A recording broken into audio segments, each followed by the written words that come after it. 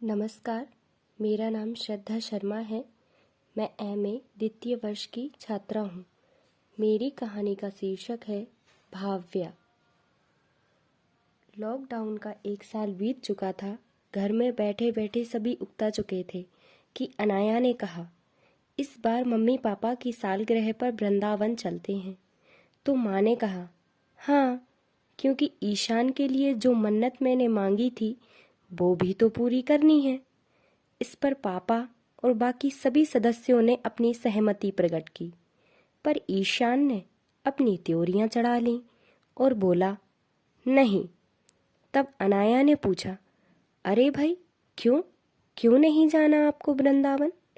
तो ईशान अपनी तोतली सुरीली आवाज में बोला, मुझे नहीं जाना वृंदावन, मुझे शिमला जाना है। अनाया, शिमला? शिमला ही क्यों जाना है आपको?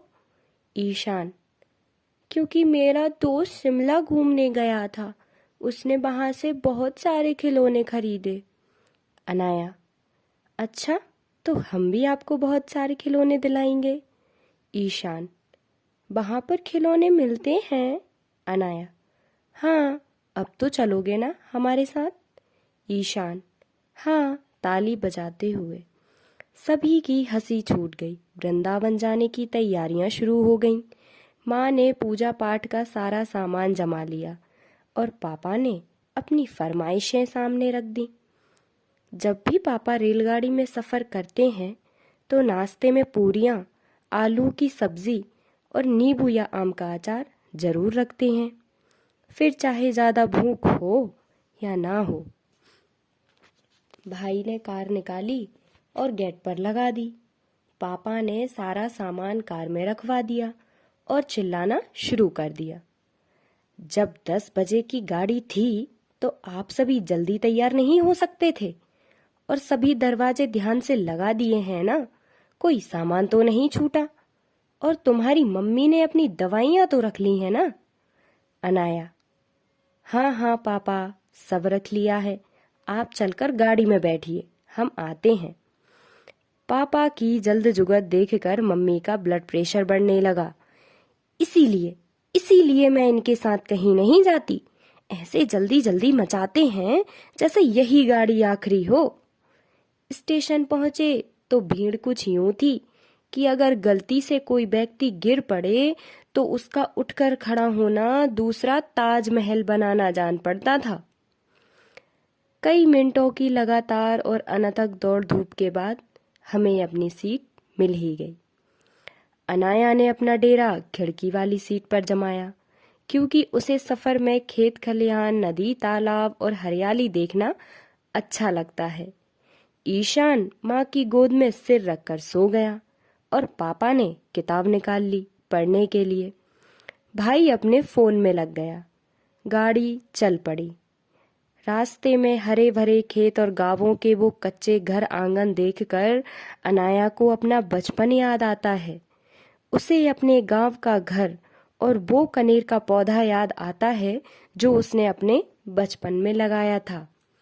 वो सोचती है, अब तो वो कितना बड़ा हो गया होगा, पूरे आंगन में छाया करता होगा। इस तरह अनाया के बचपन की यादें ताज़ा हो जाती हैं। अनाया इसी सोच में डूबी होती है कि उसे कुकर की सीटी जैसी आवाज़ सुनाई देती है। वह आवाज़ रेलगाड़ी के इंजन के रुकने की होती है और अनाया अपनी पुरानी यादों से बाहर आ जाती है। पापा, बीना स्टेशन आ गया, खाना निकालो, भूख लगी होगी सभी को। मैं पानी लेकर आता हूँ। सभी ने खाना खाया। वृंदावन पहुँचे। सफ़र में थक चुके थे। पापा ने एक होटल में कमरा किराए पर ले लिया। उसी होटल के पास नकली गहनों की एक छोटी सी दुकान थी, जिसका मालिक एक बूढ़ा व्यक्ति था। वह अपनी पत्नी के साथ वहाँ रहता था। लॉकडाउन में बिक्री न होने की वजह से उसकी स्थिति दयनीय हो चुकी थी। 2 लोगों का खर्च उठाना उसके बस में न था कि ऊपर से उसकी इकलौती बेटी, जो कि अपने पति से तलाक लेकर अपने पिता के घर आ बैठी थी, उसकी एक छोटी सी बच्ची भी थी 6 साल की। हम थोड़ी देर होटल के बाहर खड़े क्या हुए कि पापा ने तो उन अंकल से पहचान ही कर डाली। पापा को तो सभी लोग अच्छे ही जान पड़ते हैं। इतने में अनाया की नज़र उस छोटी सी बच्ची पर गई जो उस वृद्धा बूढ़े व्यक्ति की पत्नी की गोद में बैठी थी। उस बच्ची की मासूमियत ने अनाया का मन मोह लिया। अनाया ने उसे अपने पास बुलाया। हमारे पास आओ। बच्ची डरते हुए अनाया के पास आई। अनाया, चॉकलेट खाओगे? बच्ची ने अपनी गर्दन हिलाई और चॉकलेट लेकर दौड़कर फिर नानी माँ की गोद में जा बैठी। अनाया को उससे मिलकर एक अपनापन सा लगा, जैसे कोई रिश्ता हो उससे। दूसरे दिन माँ ने मंदिर में पूजा रखवाई। सभी मंदिर पहुंचे कि अचानक पापा को याद आया कि अपना वो थैला जिसमें पैसे और जरूरी सामान हैं वहीं होटल में ही छूट गया है। अनाया दौड़कर होटल वापस आई और थैला लिया। होटल से निकलते ही उसकी नज़र उसी बच्ची पर गई जो वहां खेल रही थी, तो थैला दुकान में रख अनाया भी उसके साथ खेलने लगती है। वह खेलने में इतना खो जाती है कि थैले की सुध भूल जाती है। जब आधे रास्ते पहुंचती है तो याद आता है कि थैला तो दुकान में ही रह गया। वापस लौटकर उसने बूढ़े व्यक्ति से कहा, चाचा, मेरा थैला यहाँ छूट गया था, अभी आपने देखा होगा। बूढ़े व्यक्ति ने झुंझुलाते हुए अनाया से कहा, यहाँ कोई थैला वैला नहीं है। अनाया घबराई क्योंकि उस थैले में उनके सारे पैसे और कुछ कीमती सामान भी था। तो अनाया ने जोर देकर कहा, चाचा ध्यान से देखिए, मैंने थैला यहीं रखा था। उस बूढ़े व्यक्ति ने अनाया को धुतकार कर भगा दिया। मासूम बच्ची वहीं खड़ी यह सब देख रही थी। अनाया ने वहां से जाने के बाद उस बच्ची ने बूढ़े व्यक्ति से कहा, नाना जी, आपने दीदी का थैला क्यों छुपाया? तो उस बूढ़े व्यक्ति ने बच्ची को गुड़की देकर कहा, कहाँ से गले पड़ गई, काम की ना काज की, दुश्मन अनाज की। इतनी सगी है तो जा रह उसके साथ। और अंदर जाकर अपनी पत्नी और बेटी को सारा मसला समझा दिया। तीनों सारा सामान बांध वहां से निकल गए। इधर अनाया मंदिर पहुंची और सभी हाल कह सुनाया। जब सब दुकान पर पहुंचे तो दुकान और घर पर कोई नहीं था। उनका सामान भी गायब था, तो देखकर समझ गए।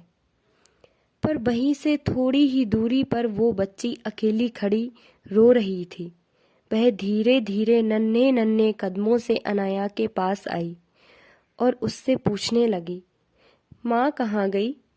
यह सुनते ही अनाया के पैरों तले जमीन खिसक गई। उसकी आंखें छलक उठीं। उस बच्ची ने भाव भरे शब्दों से फिर अनाया से पूछा, माँ कहाँ गई?